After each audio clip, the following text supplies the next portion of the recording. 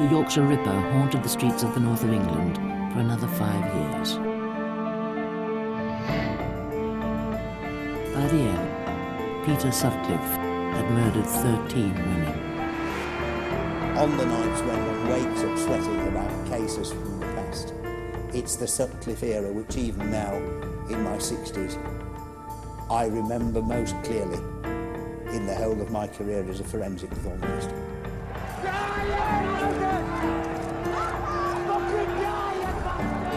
It was the biggest manhunt in British criminal history.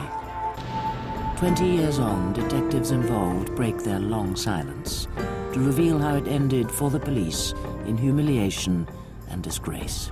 Even to this day, you're always thinking of what might have been, what you might have done, where you could have gone, could you have done things any different? I'll live with that for the rest of my life.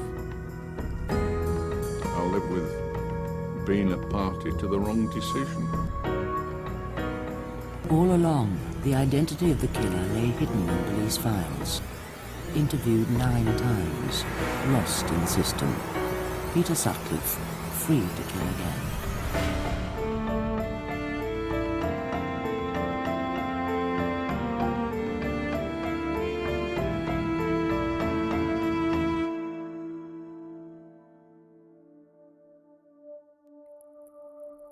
October 1975. The Prince Philip playing fields in Leeds.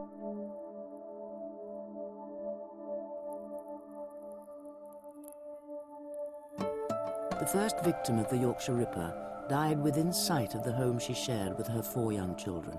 Her name was Wilma McCann. She was 28 years old and came from Scotland. She'd been hit over the head, her blouse pulled up, her trousers pulled down, and stabbed 14 times.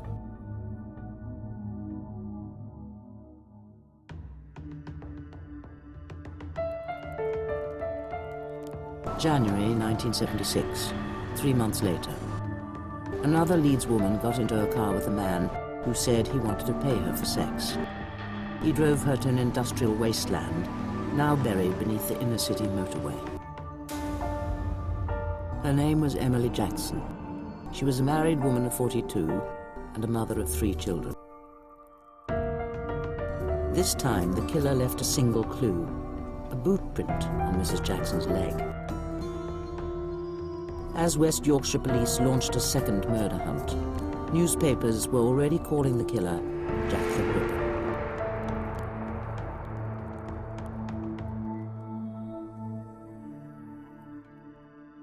The post-mortem revealed Emily Jackson had been hit with a hammer and stabbed 51 times with the Phillips screwdriver.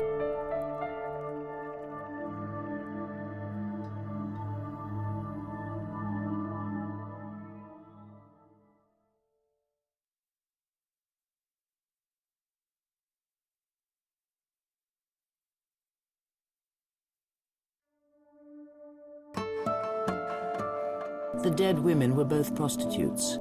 As their confidential telex made clear, West Yorkshire police made the obvious deduction. Motive appears to be hatred of prostitutes.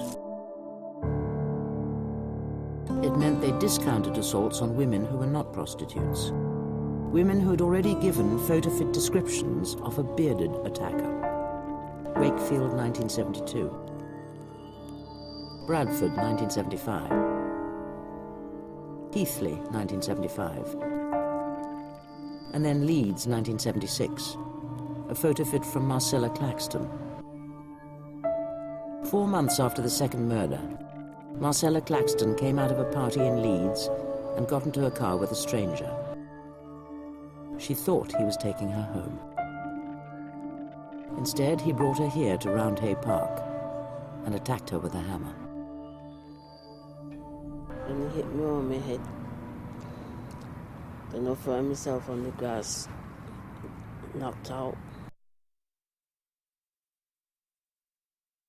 Staggered half a mile to the road, clutching her knickers to her head to staunch the blood. She reached the phone box. She called an ambulance. But the police never included Marcella Claxton in the Ripper case. They discounted her photo fit because she wasn't a prostitute and hadn't been attacked with a knife.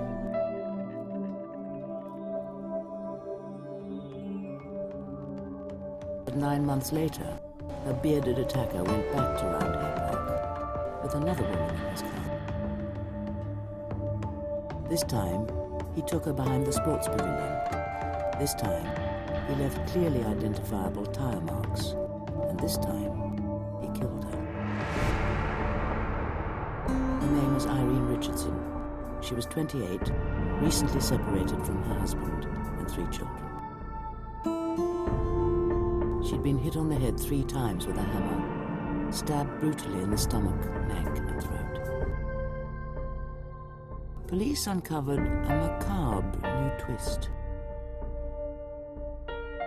The killer had arranged his victim's body, unzipped her knee-length boots and laid them carefully, neatly, over the back of her thighs.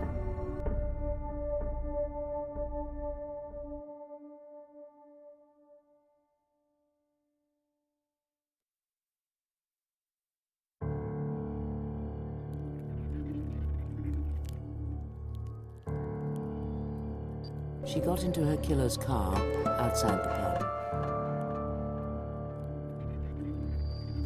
She took him home to her flat. As she walked through the door, he attacked her with a hammer. Police found her body face down on the bed.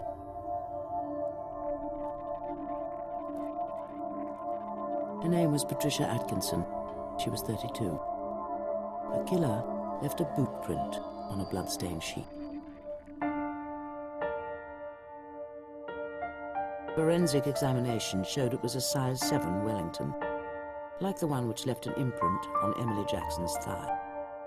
Otherwise, he left no clues. The identity of the killer of 4 prostitutes in 18 months remained a mystery. Then the 5th body was found.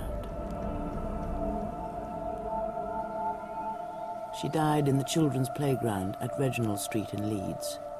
She was not a prostitute. She was a shop assistant. And she was only 16.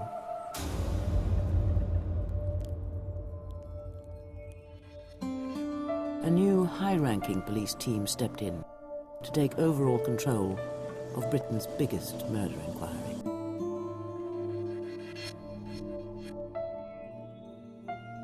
For Detective Superintendent Dick Holland, 4 years at the top of the Ripper hunt began here, on Sunday, the 27th of June, 1977, when 2 young children found the body lying face down in a corner of the playground.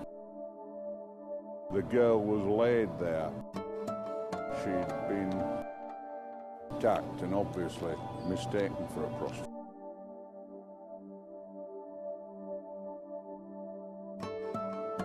She was a young, pretty girl, and obviously it's not a very pleasant sight.